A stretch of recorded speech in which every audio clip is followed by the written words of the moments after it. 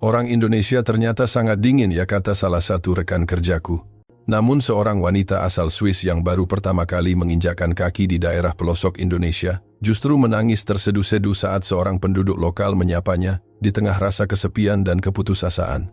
Ia tidak hanya ingin melihat kemegahan Jakarta, tetapi juga ingin menyelami berbagai budaya hingga ke sudut pedesaan. Apa yang sebenarnya ia alami selama di Indonesia? Catatan perjalanannya yang diunggah di sebuah media sosial setelah ia kembali ke negaranya telah menjadi viral. Mari kita simak kisahnya. Halo semuanya, nama saya Adele. Tahun ini saya berusia 24 tahun, lahir dan besar di Swiss. Saat ini saya bekerja di sebuah agen perjalanan. Karena saya pribadi sangat hobi bepergian, saya memilih pekerjaan ini. Namun saya merasa pengetahuan saya belum cukup untuk merekomendasikan berbagai tempat kepada pelanggan. Sekarang saya sedang berusaha keras belajar dari rekan-rekan senior untuk memahami dunia lebih dalam. Meskipun disebut belajar, saya berpendapat bahwa menjelajahi dunia secara langsung dan menemukan tempat yang benar-benar layak direkomendasikan adalah cara yang paling meyakinkan untuk mendapatkan kepercayaan pelanggan. Suatu hari, saat saya berbincang dengan atasan dan rekan kerja mengenai hal ini, mereka mulai berbagi pengalaman perjalanan masing-masing. Mereka yang sudah lama bekerja di industri ini tentu telah mengunjungi banyak tempat di dunia. Tidak hanya negara-negara Eropa di sekitar Swiss, tetapi juga Amerika, Amerika Selatan, Afrika, hingga Asia. Mendengar cerita mereka saja sudah sangat menyenangkan. Namun dalam diskusi tersebut muncul perbedaan pendapat yang tajam mengenai Indonesia antara manajer toko kami dan seorang rekan kerja saya. Manajer sangat memuji Indonesia. Ia sangat menyarankan saya untuk merasakan kekayaan alam budaya, serta keramah tamahan dan antusiasme penduduknya. Beliau berpendapat jika saya ingin memulai perjalanan ke Asia, Indonesia adalah titik awal yang sempurna. Tetapi Leo, rekan kerja yang 5 tahun lebih tua dariku, sangat membenci Indonesia. Ia mengatakan bahwa perjalanannya ke sana tidak meninggalkan kenangan manis sedikit pun. Jakarta itu sangat padat, berisik, dan sama sekali tidak tenang. Sistem transportasi seperti KRL atau MRT-nya sangat rumit, kau pasti akan tersesat. Orang Indonesia itu pemalu. Jika kau mencoba bicara, mereka malah menghindar. Apalagi mereka melihat orang asing dengan penuh kecurigaan karena sejarah mereka yang kompleks dan sifat mereka yang tertutup, kata Leo, dengan nada tinggi sambil menegaskan bahwa ia tidak akan pernah mau menjadi penanggung jawab untuk wilayah Asia. Mendengar ucapan Leo, manajer terlihat serba salah, sementara rekan-rekan lain tidak ada yang berani membantah. Apalagi setiap kali Leo menjelek-jelekkan Indonesia, Zian, rekan kerja kami yang berasal dari Tiongkok daratan, selalu mengiyakan ucapannya. Hal ini membuat saya mulai berpikir bahwa Indonesia mungkin memang tempat yang xenofobia, anti-asing, dan dingin. Pada musim panas tahun kedua, saya mendapatkan cuti panjang. Perusahaan kami memiliki kebijakan unik. Jika kita melakukan perjalanan luar negeri selama cuti masa libur, bisa diperpanjang 1 minggu, dan perusahaan akan memberikan subsidi biaya perjalanan. Maka saya membulatkan tekad untuk merencanakan perjalanan ke luar negeri. Saat berkonsultasi mengenai rencana ini, manajer tentu saja merekomendasikan Indonesia, sementara Leo dan Zian menentang keras. Orang Indonesia tidak suka menunjukkan emosi, mereka sangat tertutup. Mereka bertindak hanya berdasarkan untung rugi, dan tidak akan melakukan apapun jika tidak ada keuntungan bagi mereka. Sebaiknya jangan terlalu akrab dengan mereka, kata mereka. Karena Zian berasal dari negara tetangga di Asia, kata-katanya terdengar sangat nyata dan meyakinkan. Namun justru karena mendengar perdebatan itulah, saya memutuskan untuk pergi ke Indonesia. Siapa yang benar? Seperti apa sebenarnya Indonesia itu? Bagaimana karakter orang-orangnya? Indonesia menjadi tempat yang sangat menarik. Rasa ingin tahu saya. Saya memutuskan untuk membuktikannya sendiri. Setelah tiba di Indonesia pada minggu pertama, saya mengunjungi Yogyakarta dan Bali, tempat-tempat yang direkomendasikan manajer. Memang benar kata Leo, Jakarta sangat ramai. Saya yang tidak terbiasa dengan kota sepadat itu, sempat merasa pusing dan mual, tetapi setelah beberapa jam saya mulai terbiasa. Setelah terbiasa dengan jalanan kota, saya menyadari bahwa orang Indonesia sebenarnya bergerak dengan sangat tertib. Tidak hanya itu, setiap kali saya menunjukkan raut wajah bingung, orang lokal akan mendekat dengan ramah untuk bertanya. Saat saya kesulitan, karena tidak paham bahasa Indonesia, mereka bahkan rela mencari orang lain yang bisa berbahasa Inggris untuk membantu saya. Bukan hanya saya yang dibantu. Di Jakarta saya berkali-kali menyaksikan pemandangan di mana warga lokal langsung menghampiri siapapun yang terlihat kesulitan. Ini bukan lagi sekadar kebetulan. Bagi mereka ini mungkin adalah perilaku sehari-hari yang sudah mendarah daging. Saya merasa bagi mereka membantu orang yang kesulitan bukanlah sesuatu yang dilakukan untuk pamer kebaikan, melainkan sebuah tindakan yang memang sudah seharusnya dilakukan. Selain itu, saya ingin menanggapi pendapat Leo tentang transportasi. Memang benar sistem kereta api di Jawa seperti KRL dan kereta jarak jauh membuat saya tercengang. Ada banyak rute dan jenis kereta yang terkadang dikelola dengan cara berbeda sehingga bagi saya yang tidak paham bahasa setempat awalnya, sulit untuk tahu harus naik kereta yang mana dan di mana posisi saya saat itu. Sistem kereta api di sana memang sangat luas dan kompleks. Namun setelah naik ke atas kereta, saya terkejut dengan perhatian mereka yang sangat detail. Seperti yang dipuji manajer kereta jarak jauh di Indonesia, kini sangat tepat waktu bahkan keterlambatan beberapa menit pun jarang terjadi. Hal yang paling menyentuh hati saya adalah kepedulian mereka terhadap penumpang. Tidak hanya ada panduan multibahasa dan pengumuman di dalam gerbong, tetapi setiap rute dan nama stasiun juga ditandai dengan kode huruf dan angka, sehingga orang asing pun bisa memahaminya secara intuitif. Dibandingkan dengan sikap cari tahu saja sendiri di internet yang sering ditemui di belahan dunia lain, layanan panduan di Indonesia berada di tingkat yang berbeda. Di zaman ini kita memang bisa mencari segalanya lewat ponsel, tetapi orang Indonesia tidak memberikan layanan yang ala kadarnya. Mungkin mereka sangat bangga dengan budaya dan bahasa mereka, tetapi mereka tetap memberikan panduan sedetail mungkin bagi mereka yang tidak mengerti bahasa tersebut. Penggunaan kode huruf dan angka demi kenyamanan pengguna adalah bentuk ketelitian yang penuh kasih sayang. Saya bukan hanya terkejut tapi sangat terharu. Keramahan ini tidak hanya terbatas pada transportasi, tetapi meresap ke dalam berbagai sistem di sana. Saya merasakan bahwa standar layanan mereka jauh lebih tinggi dari standar dunia. Saya sama sekali tidak merasakan kedinginan seperti yang dikatakan Leo dan Zian. Setelah sekitar 1 minggu berkeliling kota-kota besar, saya mulai mengunjungi daerah-daerah yang jarang diketahui turis asing demi mencari permata tersembunyi yang hanya diketahui warga lokal. Saya merasa pengetahuan ini akan menjadi keunggulan saya sebagai agen perjalanan. Dengan pemikiran itu, saya pergi ke sebuah daerah bernama Banyuwangi di ujung timur Pulau Jawa. Banyuwangi mungkin terkenal bagi warga lokal, tetapi jarang sekali direkomendasikan secara kuat dalam panduan wisata untuk orang asing. Namun bagi saya, tempat ini sangat istimewa. Ini adalah daerah dengan garis pantai yang indah yang sering disebut sebagai The Sunrise of Java, penuh dengan budaya lokal yang kental dan pura-pura tua yang menawan. Saya menghabiskan sepanjang hari menjelajahi Banyuwangi. Saat malam tiba, saya mulai mencari penginapan. Sebelumnya, di kota besar, saya biasanya langsung datang ke hotel di depan stasiun. Namun, di daerah seperti ini, penginapan tidak sebanyak di kota besar, dan sayangnya, banyak yang sudah penuh. Saya tidak bisa berbahasa Indonesia, sehingga tidak bisa menelepon untuk memesan kamar, jadi saya hanya mengandalkan pemesanan online atau datang langsung. Saya mulai merasa cemas. Saya telah bergerak menjauh dari pusat kota menuju ke arah pantai, dan saya mulai berpikir mungkin saya harus bermalam di jalanan. Tidak seperti Jakarta atau Yogyakarta, pada jam 10 malam lampu-lampu jalan sudah mulai padam dan suasana menjadi sangat sunyi dan gelap.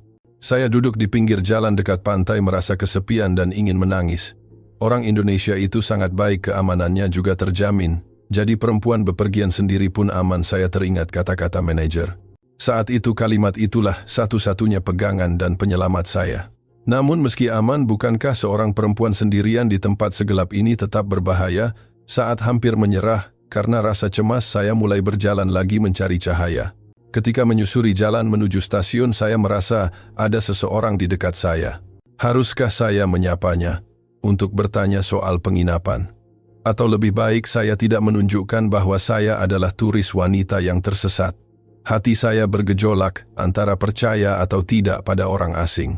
Saya hampir membenci diri sendiri karena keraguan ini. Saat saya mematung, orang tersebut perlahan mendekat dan menyapa saya. "Excuse me." Suara itu menggunakan bahasa Inggris yang patah-patah. Ternyata dia adalah seorang gadis remaja yang tampak masih berusia belasan tahun. "Please wait," katanya sambil mengeluarkan ponsel, membuka aplikasi penerjemah, dan mulai berkomunikasi dengan saya. Mengetahui bahwa yang menyapa adalah seorang gadis lokal, saya merasa sangat lega. Ingatan itu masih membekas kuat hingga sekarang. Tadi saya lewat sini dan melihat Anda sudah ada di sini. Apakah Anda sudah lama di sini? Tanya gadis itu lewat aplikasi. Saya menjawab dengan bahasa Inggris yang lambat. Ya, saya sudah di sini sekitar 1 jam. Setelah memahami kata-kata saya, gadis itu berkata lagi, apakah ada kesulitan? Jika butuh bantuan tolong beritahu saya ya. Selesai menyampaikan pesan itu, ia tersenyum dengan sangat tulus. Senyumannya sangat menenangkan. Tetapi saat itu saya teringat kembali kata-kata Zian. Orang Indonesia bertindak berdasarkan keuntungan, jangan terlalu dekat dengan mereka. Hati saya berperang. Sebagai sesama orang Asia, Zian pasti lebih tahu tentang Indonesia daripada saya. Saya juga tidak menganggap Zian berniat membohongi saya. Jika saya percaya padanya, maka gadis yang tiba-tiba mendekati saya di jam segini pasti punya niat terselubung. Bukankah lebih baik saya segera pergi? Namun di sisi lain saya sudah melihat dengan mata kepala sendiri kebaikan orang Indonesia selama seminggu terakhir. Insting saya mengatakan bahwa saya bisa mempercayai gadis ini. Saat saya terdiam karena bimbang, gadis itu tiba-tiba lari menjauh. Cepat lari, teriak batin saya yang lain. Gadis itu pasti merencanakan sesuatu. Saya berdiri dan mengambil tas saya. Namun tak lama kemudian gadis itu kembali dengan napas terengah-engah. Di tangannya, ia memegang sebotol minuman dari minimarket. Ia segera mengaktifkan aplikasi penerjemah dan berkata, apakah Anda haus? Jika merasa tidak enak badan, tolong katakan pada saya. Melihat wajahnya yang berkeringat dan ekspresinya yang penuh kekhawatiran, saya benar-benar tidak percaya lagi bahwa dia berniat menipu saya. Meski Zian mungkin merasa dia tahu segalanya tentang orang Indonesia, saya tidak bisa tidak mempercayai gadis ini. Terima kasih, kata saya dalam bahasa Indonesia yang sederhana. Saya mengambil air mineral darinya dan memberikan minuman isotonik kembali kepadanya, mengisyaratkan agar kami minum bersama. Kepercayaan saya tumbuh dan senyum tulus muncul di wajah saya. Setelah itu kami mengobrol tentang banyak hal. Tentang keadaan saya, mengapa saya di sana, dan mengapa dia menyapa saya. Ternyata namanya adalah Putri, seorang siswi SMA. Dalam perjalanan pulang sekolah, ia melihat saya duduk di pinggir pantai dan merasa khawatir. 1 jam kemudian ia kembali untuk mengecek dan melihat saya masih di sana. Ia merasa ada yang tidak beres sehingga memutuskan untuk menyapa. Putri adalah gadis yang luar biasa. Ia benar-benar mengkhawatirkan saya. Memikirkan bahwa saya sempat ingin lari darinya membuat saya merasa sangat menyesal. Di pesisir timur Jawa yang jauh ini, kesepian saya terobati oleh kehangatan dan senyumnya yang tulus. Tak lama kemudian sebuah sepeda motor berhenti di dekat kami. Ternyata itu adalah orang tua Putri yang datang mencari karena khawatir Putri belum pulang. Setelah mendengar penjelasan Putri, ayahnya berkata, lewat aplikasi penerjemah, kalau ada kesulitan, jangan bicara di pinggir jalan seperti ini. Ayo ke rumah kami, makan malam bersama dan istirahatlah. Saya hampir tidak percaya dengan pendengaran saya. Saya tidak meminta apapun, tetapi mereka mengundang orang asing yang baru dikenal ke rumah mereka. Jika itu saya bahkan tidak akan terpikir untuk melakukannya. Setelah mendengar ajakan ayah Putri, saya tidak lagi ragu. Terima kasih atas undangannya, kata saya, lalu kami berjalan menuju rumah mereka sambil berbincang. Selama di Indonesia, semua orang yang saya temui adalah orang-orang yang peduli pada sesama, yang akan memperlakukan siapapun yang kesulitan dengan baik, tanpa memandang siapa mereka. Tentu saya tahu tidak semua orang Indonesia seperti itu, tetapi setidaknya orang yang baik hati, jumlahnya jauh lebih banyak. Saya tidak menganggap Leo atau Zian salah. Mungkin mereka secara tidak sengaja bertemu dengan orang yang salah atau mengalami kejadian tidak menyenangkan. Namun Indonesia yang saya lihat sangat berbeda. Memang sebagian dari mereka pemalu dan tidak percaya diri dengan bahasa Inggris mereka, tetapi hati mereka sangat murni. Mereka tidak bertindak demi keuntungan, mereka tulus peduli pada orang lain dan melakukannya secara alami tanpa merasa sedang melakukan sesuatu yang luar biasa. Saya tahu Indonesia memiliki sejarah yang panjang dan tantangan internasional yang besar, tetapi saya bisa membayangkan bahwa bahkan di masa-masa sulit pun mereka adalah bangsa yang memiliki ikatan emosional yang kuat antar sesama. Saya yakin alasan mengapa Indonesia bisa terus berkembang dan menjadi tempat yang penuh energi adalah karena keterbukaan dan rasa empati mereka terhadap budaya luar. Dalam hal ini saya rasa pandangan Leo dan Zian keliru. Akhirnya saya menginap selama 2 malam di rumah Putri. Ia membawa saya ke beberapa surga tersembunyi di Banyuwangi yang jarang dikunjungi turis. Tempat-tempat itu sangat indah membuat saya yang merasa sudah tahu banyak tentang alam Indonesia menjadi benar-benar terpukau. Saya berharap suatu hari nanti bisa menjadi pemandu wisata sehebat Putri. Waktu yang saya habiskan bersamanya sangat membahagiakan. Melihat usahanya untuk membuat saya senang, impian saya menjadi lebih jelas saat itu. Malam terakhir di rumah Putri, kami menikmati hidangan laut segar yang dibeli ayahnya langsung dari pelabuhan. Itu menjadi kenangan terindah dalam hidup saya. Setelah kembali ke Swiss, saya melaporkan pengalaman saya secara mendalam kepada rekan-rekan di kantor. Dibandingkan dengan pengalaman perjalanan mewah mereka, catatan perjalanan saya mungkin terlihat sederhana atau bahkan membosankan. Memang mengunjungi situs warisan dunia atau mencicipi kuliner lokal adalah kesenangan perjalanan, dan saya juga merasakannya di Indonesia. Namun kenangan paling berharga bagi saya adalah interaksi dengan orang-orang Indonesia. Itu adalah perjalanan yang menyentuh jiwa harta karun yang paling berharga bagi saya. Mendengar cerita saya, Leo mendengarkan dengan raut wajah iri sekaligus senang. Aku juga ingin mencoba pergi ke Indonesia lagi suatu hari nanti. Terima kasih Adele, katanya dengan mata berbinar. Sementara itu ekspresi rumit Zian tetap membekas di ingatan saya. Saya berharap suatu hari nanti Zian juga bisa merasakan sisi indah dari Indonesia. Sudah 2 bulan sejak saya kembali dari Indonesia. Meskipun pekerjaan sangat sibuk, saya tetap menyempatkan diri menulis buku harian ini. Kedepannya, saya ingin sesering mungkin berkunjung ke Indonesia. Tentu saja saya juga ingin pergi ke negara lain, tetapi titik awal perjalanan internasional saya adalah Indonesia, dan guru saya dalam bidang pariwisata adalah Putri dan keluarganya. Pengalaman yang saya dapatkan di Indonesia serta nilai-nilai kemanusiaan yang saya pelajari dari Putri akan selalu saya simpan dalam hati. Jika saya bisa terus menulis buku harian seperti ini di masa depan, itulah kebahagiaan saya. Bagaimana pendapat Anda tentang kisah kali ini? Jika Anda suka, silakan berlangganan saluran kami dan berikan penilaian yang baik, kami akan sangat senang. Bagi Adele yang nilai-nilainya berubah setelah bertemu dengan Putri, jika Anda memiliki kata-kata penyemangat atau topik lain yang ingin dilihat, silakan beritahu kami di kolom komentar.